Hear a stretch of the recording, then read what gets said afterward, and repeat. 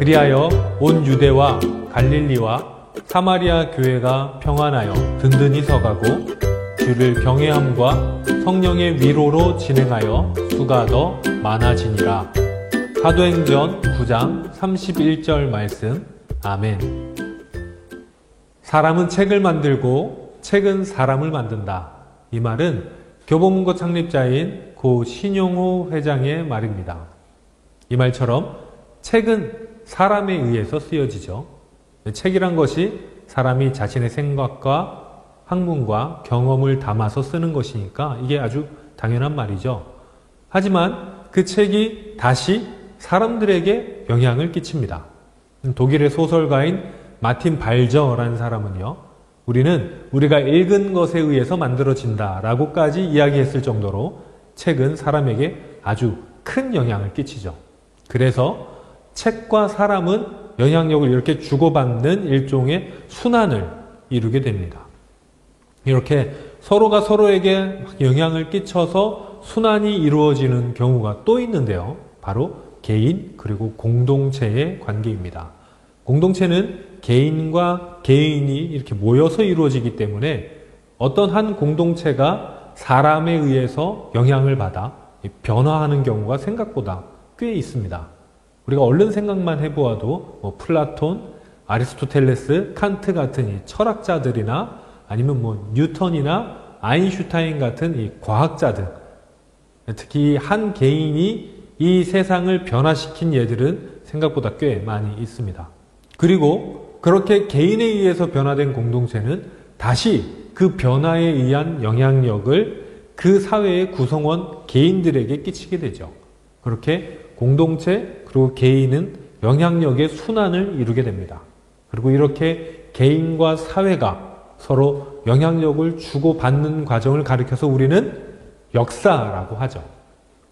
역사는 이렇게 개인이 사회를 변화시키고 다시 사회가 개인을 변화시키는 그 과정이라고 할 수 있습니다. 하지만 이렇게만 본다면 역사는 그저 인간의 역사라고 할 수 있겠습니다. 인간이 중심이 돼서 역사를 그냥 이루어 나가는 것처럼 보이니까요. 하지만 그렇지 않죠. 사실 역사는 하나님의 섭리를 보여주는 가장 대표적인 교과서와 같습니다. 때문에 이 역사에는요, 하나님의 손길과 섭리가 굉장히 많이 보이게 되죠. 이렇게 하나님께서는 자신만의 방법을 통해서 역사의 순환에 이 새로움을 더하시는데, 하나님께서 역사에 개입하시는 방법이 바로 사람을 변화시키는 방법입니다. 역사의 주관자이신 하나님께서 이 세상을 섭리하시는 방식은요, 대부분 하나님께서 사람을 변화시키는 것을 통해서 이루어집니다. 이런 하나님의 방법은요, 성경을 통해서 분명하게 드러나죠. 아브라함, 모세, 또 기드온 같은 하나님의 사람, 그들의 변화를 통해서 역사가 이루어가는 것을 보여주고 있습니다. 이 사람들 각자 개인을 본다면요, 어쩌면 정말 부족하고 또 연약한 사람들 아니겠습니까? 하지만 그들에게는 하나님이 계셨죠. 그들의 인생에 하나님께서 개입하셨을 때 이들을 통해서 그들의 공동체 또 온 세상은 정말 큰 변화를 맞이하지 않습니까? 그리고 아마도 제 생각에 역사상 가장 극적인 변화를 또 가장 새롭게 된 사람, 그리고 이 세상에 어쩌면 가장 큰 변화를 일으킨 사람이 오늘 본문에 등장합니다. 바로 사울이라고 불렸던 바울이죠. 오늘 본문은 사도행전 1장 8절에서 나타난 복음 전파의 순서에서 네 번째 부분인 땅 끝까지의 부분의 시작점입니다. 사도행전 1장 8절을 보면요, 복음 전파의 순서가 예루살렘, 온 유대, 사마리아, 그리고 네 번째로 땅 끝이 나옵니다. 그래서 오늘 본문을 보면요, 유대와 갈릴리와 사마리아의 교회 이야기가 나오지 않습니까? 바로 1장 8절의 이야기를 이어간다라는 내용이 되겠습니다. 오늘 본문은 사도행전 전체에서 볼 때 하나의 이정표 역할을 합니다. 성경에서 가끔 이렇게 사건과 사건 사이에 글의 흐름을 정리해주는 이런 단락들이 나오는데, 전체적인 흐름을 보기 위해서는 이런 단락을 잘 보셔야 합니다. 그러니까 본문의 의미는, 자, 이제부터 땅끝까지 복음이 전파되는 부분입니다 라는 뜻이 되겠죠. 그리고 본문은 그리하여 라고 단어로 시작하지 않습니까? 이것은요, 원인과 결과를 나타내는 접속사이죠. 때문에 본문 이전에 일어난 일로 본문에서 말하는 결과가 도출되었다라는 의미가 됩니다. 본문 바로 직전에 나오는 이야기인 바울의 회심이 교회의 평안과 확장으로 이어졌다라는 의미가 되겠죠. 초대교회의 가장 잔인한 박해자였던 사울, 그가 그리스도의 증언자가 된 다음에 교회에는 평안이 찾아왔습니다.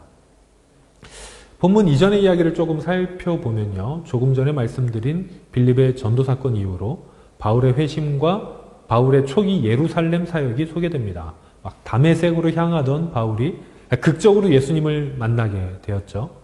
그리고 가장 열정적인 박해자, 그가 가장 열정적인 전도자가 됩니다. 그리고 다메섹으로 들어간 바울은요, 눈을 뜬 후에 바로 전도 사역을 시작합니다. 거기에 있던 모든 사람들이 이것에 굉장한 충격을 받고 아주 놀라게 되죠. 그동안 가장 잔인하게 기독교인들을 잡아 가두었던 바울이, 아니 오늘 갑자기 정반대로 예수님을 막 전하고 예수님을 증거하니까 이게 정말 말도 안 되는 일이 일어난 거죠. 이렇게 다메섹에서 하나님의 사역을 시작하자 이제 바울을 해치려는 유대인들이 생겨나게 되었습니다. 바울은요, 그래서 그곳 성도들, 다메섹의 성도들의 도움으로 그것을 빠져나와서 이제는 예루살렘으로 향하게 됩니다. 그런데 기존의 사도들과 좀 바울이 어색한 관계였지 않겠습니까? 그런데 그곳에 있던 바나바라는 사람의 도움으로 교회 공동체에 이제 속하게 되죠. 그곳에서도 그래서 이제 예루살렘에서 하나님의 말씀을 전파하는 데 힘쓰게 됩니다. 그 후에 다시 예루살렘에서 바울을 해치려는 사람들이 일어나고, 그러니까 형제들은 바울을 자신의 고향인 다소로 당분간 피신시킵니다. 그리고 이제 놀라운 것은 이런 바울의 사역으로 인해서 그동안 박해와 위기에 처해 있던 교회가 다시 평안을 되찾게 되었다는 사실입니다. 자세한 내용은 우리가 모르지만 바울의 회심은 교회를 평안케 했고요. 거기에만 그친 것이 아니라 땅끝까지 복음을 전하는 하나의 촉매가 되었습니다. 어떤 사람은 바울이 없었다면 기독교도 없었을 것이다 라고 말하기도 합니다. 그만큼 초대교회에서 바울의 영향력이 굉장히 지대했다는 의미죠. 하지만 제 생각에는 만약 바울이 이 사명을 감당하지 않았더라도 하나님은 다른 사람을 통해서 하나님의 역사를 이루셨을 겁니다. 그런데 우리가 중요하게 생각할 것이 있습니다. 바울이 하나님의 사명을 잘 감당하였든 하지 못하였든 변함이 없는 것이 있죠. 그것은 무엇이냐? 하나님께서는 사람을 통해서 그분의 역사를 이루신다는 점입니다. 하나님은요, 사람을 변하게 하십니다. 바울을 변화시켜서 교회를 평안하게 하시고 복음을 땅끝까지 전파하신 하나님께서는 오늘도 그분의 역사를 이어가고 계십니다. 그리고 오늘날에도 하나님의 방법은 사람을 변화시키는 것이죠. 하나님은 사람을 변화시키고 또 그 사람은 세상을 변화시킵니다. 그것이 하나님의 방법이죠. 오늘날도 하나님께서는 사람을 부르셔서 변화시키시고 이 세상에서 하나님의 역사를 이루어 가시길 원하십니다. 그 하나님께서 오늘 우리를 부르고 계십니다. 우리 성도님들께서 속해 있는 공동체는 어떤 공동체입니까? 우선 기본적으로 우리 시흥교회가 있겠죠. 그리고 각자의 가정이 있습니다. 그리고 일하시는 직장, 또 공부하고 있는 학교, 혹은 지인들의 모임이나 산악회 같은 동호회 같은 모임이 있을 수 있죠. 이렇게 우리들이 속해 있는 공동체와 우리는 서로 영향을 주고받는 관계에 있습니다. 분명히 우리는 그 공동체의 구성원으로서 영향을 끼치고 있고 또 받고 있죠. 그리고 오늘 하나님께서는 우리를 통해서 그 공동체에 역사하고자 하십니다. 하나님께서 우리를 부르고 계신 것이죠. 때문에 여러분, 하나님의 사역을, 하나님의 일을 다른 사람의 일로만 생각하지 마십시오. 왜 내가 속한 공동체에는 하나님의 역사가 일어나지 않느냐고, 왜 이 공동체에는 하나님의 정의가 사라졌냐고, 왜 이 공동체에 사랑이 없고 평화가 없고 하나님의 역사가 보이지 않느냐고, 왜 여기에는 하나님의 사람이 없냐고 좌절하고 실망하기 전에 왜 하나님께서 이 공동체에 우리를 두셨는지 깨달으시기 바랍니다. 하나님께서 우리가 속한 공동체에 우리를 두신 것은 우리를 통해 하나님께서 일하고자 하시기 때문입니다. 믿지 않는 가족의 구원을 위해서 하나님께서는 우리를 사용하기를 원하십니다. 학교, 회사, 또 우리가 속한 공동체에 있는 하나님께서 보시기에 정당하지 않은 면들, 그것을 변화시키기 위해서 하나님께서는 우리를 이곳에 보내셨습니다.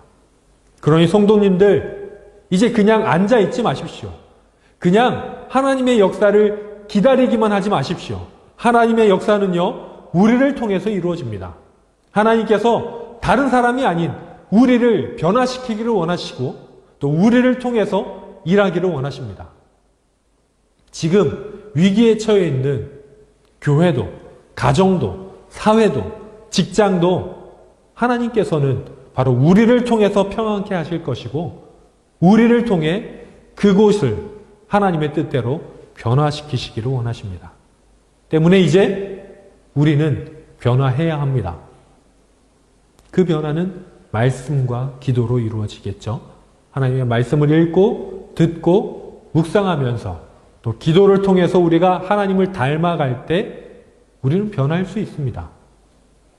그 변화는 바울과 같이 빠르게 일어날 때도 있지만 우리 생각보다 더 천천히 일어날 수도 있습니다. 하지만 분명한 것이 있습니다. 본문의 바울과 같이 우리가 하나님을 닮아서 변화할 때 우리가 속한 공동체는 변화할 것이란 사실입니다. 그래서 오늘 지금 우리가 서 있는 바로 이곳이 하나님의 나라가 되도록 하나님께서 이루시는 변화를 받아서 그 변화를 세상으로 전파하는 우리 모든 성도님들이 되시기를 주님의 이름으로 축원합니다. 기도하겠습니다. 사랑하는 하나님, 오늘 우리에게 하나님의 변화를 허락하여 주옵소서. 주님의 말씀을 듣고 이제는 더 이상 가만히 앉아있는 하나님의 사람들이 아니라 이제 힘을 내어서 하나님의 역사에 동참하겠다, 하나님과 동행하겠다 다짐하는 하나님의 사람들이 되게 하여 주시고 그리하여서 우리를 통하여 오늘 이곳에서 이루고자 하시는 하나님의 역사가 이루어지게 하여 주옵소서. 오늘 우리의 삶을 주여 사용하여 주시고 우리의 삶을 통해서 하나님의 일이 일어나게 하여 주옵소서. 예수님의 이름으로 기도합니다. 아멘.